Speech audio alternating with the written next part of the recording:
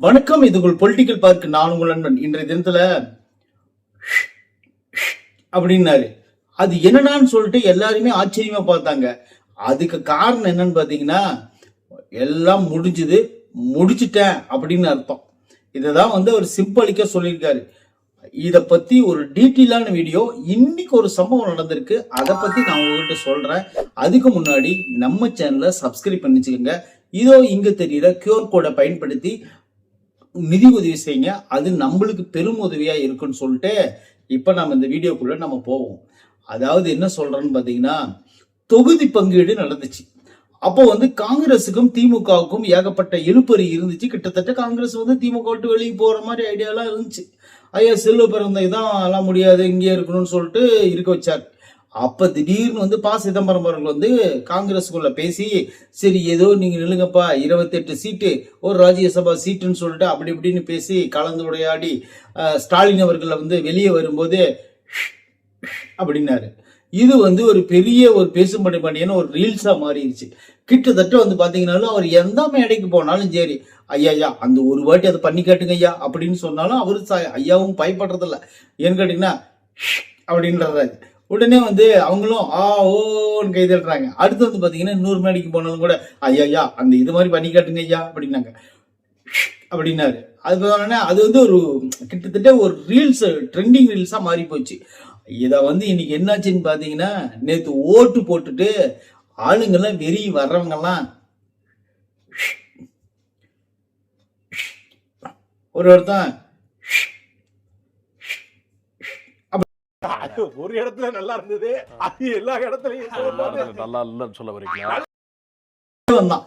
என்னடா அது ஒண்ணு இப்படி காட்டினா அது உதயசூரியன் உலகத்துக்கே தெரியும். உதயசூரியன் அப்படின்னா உதயசூரியன் என்ன அப்படின்னா அது என்ன அர்த்தம்? தலைவர் கூட்டணி பேச்சுவார்த்தையில சுமூகமா முடிச்சுட்டேன், கிட்டத்தட்ட முடிச்சுட்டேங்கிறது தான் இப்படி சொன்னாரு. ஆனா இது ஒண்ணுமே தெரியாத ஆளுங்க ஓட்ட போட்டுட்டு அப்படின்ட்டு வந்தாங்க. ஏய் இதுக்கும் அதுக்கும் என்னடா சம்பந்தம் அப்படின்னு சொல்லிட்டு நாம அவங்களெல்லாம் கொஞ்சம் சிந்திக்க வேண்டிய சூழ்நிலை தான் இருக்கு. சரி ஓகே, இப்ப நான் சொல்ல வந்த விஷயம் அது இல்லை. இந்த வீடியோ எல்லாம் பார்த்துருப்பீங்க நீங்க. தொடர்ந்து இதுதான் அவங்க பண்ணிட்டு இருந்த ஆக்ஷன் எல்லாம் நான் ஒரு லைனா எடுத்து போட்டிருக்கேன். இந்த வீடியோ எல்லாம் நீங்க பார்த்து தெரிஞ்சுக்கங்க அப்படிங்கிறதுக்காக சொல்றேன். சரி ஓகே, இன்னொரு வீடியோ நான் சொல்றேன். அந்த வீடியோ எந்த அளவுக்கு விஜயோட அரசியல் ஸ்டாலின் ஐயாவை பாதிச்சிருக்கு அப்படின்னு சொல்லிட்டு இந்த வீடியோல நான் சொல்றேன்.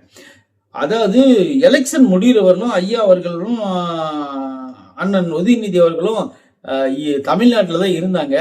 இப்பவும் தமிழ்நாட்டில் தான் இருக்காங்க. இப்ப திடீர்னு என்னாச்சுன்னு பாத்தீங்கன்னா, வெக்கேஷனுக்காக, வெயில் காலம் இல்ல கபகபன்னு இருக்குன்னு சொல்லிட்டு வெக்கேஷனுக்காக எங்க போயிருக்காங்கன்னு பாத்தீங்கன்னா, ஐயா உதயநிதி ஃபேமிலியோட துபாய். ஐயா சரி நீங்க உதயநிதி அவர் இளம் வயசு, நீ துபாய் போறியா, சரி போயிட்டு வா, நானும் வெக்கேஷனுக்கு எதிர் பக்கம் போகணும்ல அப்படின்னு சொல்லிட்டு இவரு ஃபேமிலியோட கிட்டத்தட்ட எங்க பண்ண போனான்னு பாத்தீங்கன்னா கொடைக்கானல் போயிட்டாரு. கொடைக்கானல் போனதுக்கு அப்புறம் அவர்கிட்ட செலவுக்கு வேற 10,000 ரூபாய் தான் இருக்கும். என்ன பண்ணுவார தெரியல. ஐயோ அதான் பயமா இருக்குது. செலவு காசு இல்லாம ஐயா என்ன பண்றாருன்னு தெரியல. அதெல்லாம் டிபார்ட்மெண்ட் வேற. அடுத்துதான் நான் சொல்ல வர்றது என்னன்னு பாத்தீங்கன்னா, இப்ப அங்க போயிட்டு இருக்கும்போது சில பெண்கள் செல்ஃபி எடுக்க கூப்பிட்டாங்க. ஐயா காருக்குள்ள உட்காந்துக்கிட்டே இருக்காரு, எல்லாம் செல்ஃபி எடுக்கிறாங்க. செல்ஃபி எடுத்துட்டு இருக்கும்போது ஸ்டாலின் ஐயாவை பார்த்து ஐயா இப்படி பண்ணுங்க ஐயா அப்படின்னு சொல்றாங்க. அவரு காருக்குள்ள உட்காந்துக்கிட்டே அப்படிங்கிறாரு. உடனே அந்த பெண்கள் என்னங்கிறாங்க, ஐயா தாவேக்காவுக்கு அப்படின்னுங்க ஐயா அப்படின்னாங்க. அவரு தாவேக்கான்னு பேர்லாம் சொல்லல, அவரு ஐயா தாவேக்காவுக்கு அப்படின்னாரு. அவரும் உடனே பிடிக்கிறாரு அப்படிங்கிறாரு. உண்மையிலே இதெல்லாம் பார்க்கும்போது விஜய் அவர்கள் எந்த அளவுக்கு மூளையில போந்து குறைஞ்சு விட்டாரு அப்படிங்கிறது மட்டும் நல்லா தெரியுது. ஏன்னு கேட்டீங்கன்னா, அதாவது கிட்டத்தட்ட இதெல்லாம் ஒரு பேச வேண்டிய அவசியமே கிடையாது. ஏன்னா ஜனங்க அந்த மாதிரி போய் சொல்ல வேண்டிய அவசியமே கிடையாது. கிட்டத்தட்ட ஸ்டாலின் ஐயனுடைய பயம் கொஞ்சம் கொஞ்சம் விஜய் மேல இருக்கு அப்படின்னு சொல்லிட்டு நம்புறோம்.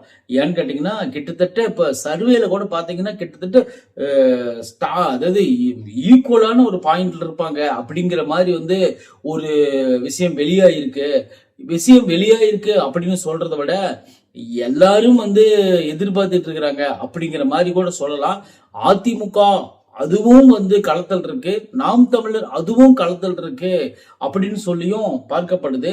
கிட்டத்தட்ட வந்து பாத்தீங்கன்னாலும் இது எந்த மாதிரி ஒரு நிலைப்பாடை கொண்டு போய் நிறுத்திக்கணும் பாத்தீங்கன்னா, விஜய பார்த்து எல்லா கட்சிகளும் பயப்பட ஆரம்பிச்சிருக்கு அப்படிதான் வந்து இப்ப நாம எடுத்துக்கணும்.